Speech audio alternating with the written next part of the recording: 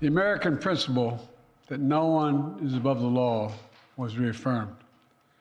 Donald Trump was given every opportunity to defend himself. It was a state case, not a federal case, and it was heard by a jury of 12 citizens, 12 Americans, 12 people like you. President Biden kept his comments about Donald Trump brief before pivoting to a surprise announcement about the Gaza Strip, saying Israel has proposed a three-part plan that would ultimately lead to a permanent ceasefire in the region. The plan's first phase would start with 6 weeks of a full and complete ceasefire, including the withdrawal of Israeli forces from populated areas of Gaza. Biden said that Israel and Hamas would negotiate a permanent ceasefire and admitted that there could be major hurdles. The second stage would involve the release of all living hostages in exchange for Palestinians imprisoned in Israel. And then the final phase would be the start of a major reconstruction plan in Gaza and the return of the remains of deceased hostages to their families.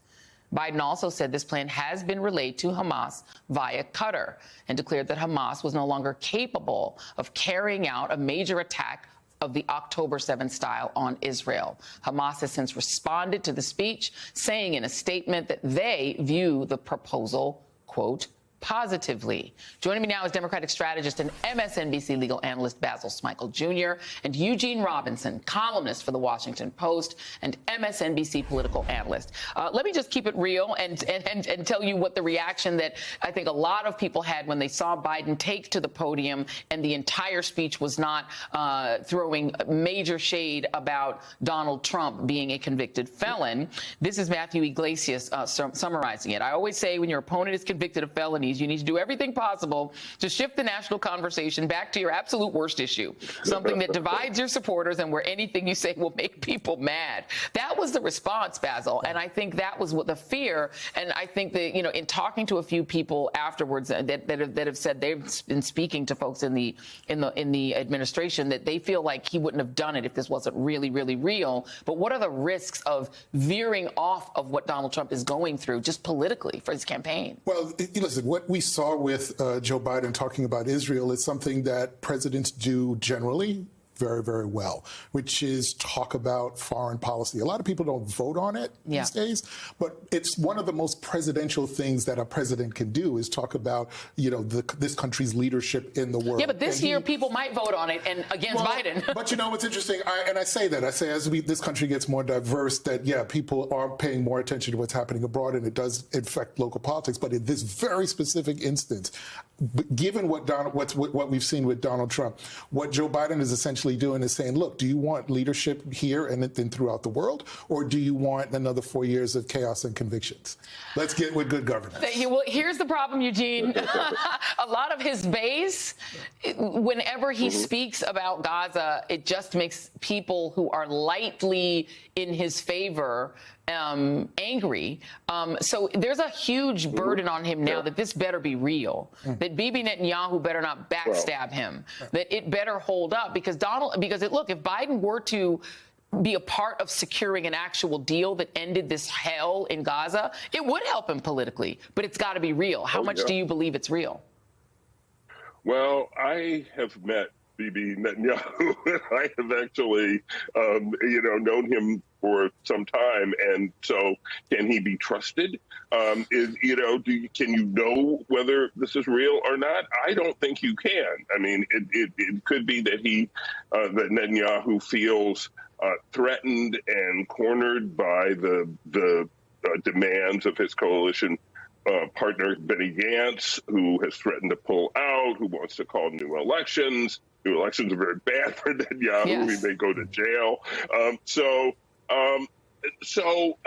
I'd say there's a slightly better chance than usual that he would actually be serious about this. Of course, the devil is in the details. Yeah. There are always details. And I'm sure there are some details about what Israel is proposing that Hamas will not like, and those would have to be ironed out. So it was a risk for Biden to so fully embrace this plan.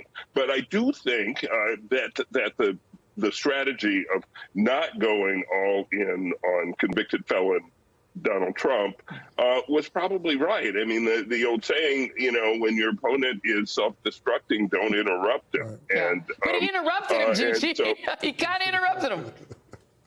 well, did he really though? Because Trump came out today too, and that's got MAGA world in a it's knickers all in a twist. So I don't think that was really an interruption. It was he was looking presidential and doing presidential things. That's right. So I think that might have been the right decision.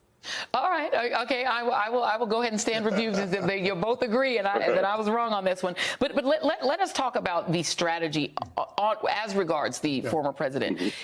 I can only imagine what Republicans would do with a Democratic presidential nominee who was convicted of a felony, even one felony, let alone 34 counts. Is hanging back and not, quote unquote, gloating over what Trump is doing smart?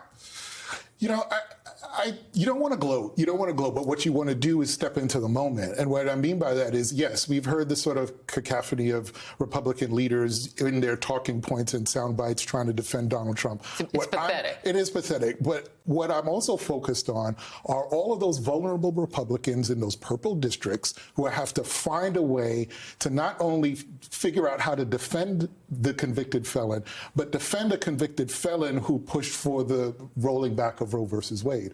How in the world are they going to do that? And who also sexually assaulted a woman, that's exactly sexually right. abused a woman, and defamed her. So they've got to find a way to do that, which actually does give Dems a good opportunity. Hakeem Jeffries a great opportunity to try to bring some of those seats back to Democrats because they are in a really, really vulnerable position right now. Eugene, what do you expect Biden to do at that debate? Because the debate, the sentencing is sandwiched between the debate and him getting the nomination, which is weird timing. I know, it's just crazy. Look, that is the opportunity, right? Because that is the moment when Biden will not be able to avoid going after the convicted felon's going to come up in the debate, and so I think that is his moment to attack that issue however he decides to attack it. In the meantime, there are plenty of surrogates out there who can be plenty snarky and who can do that work for him. Yeah. All right. Well, we shall see. Apparently, Robert De Niro's available, so they need to just get him on the case.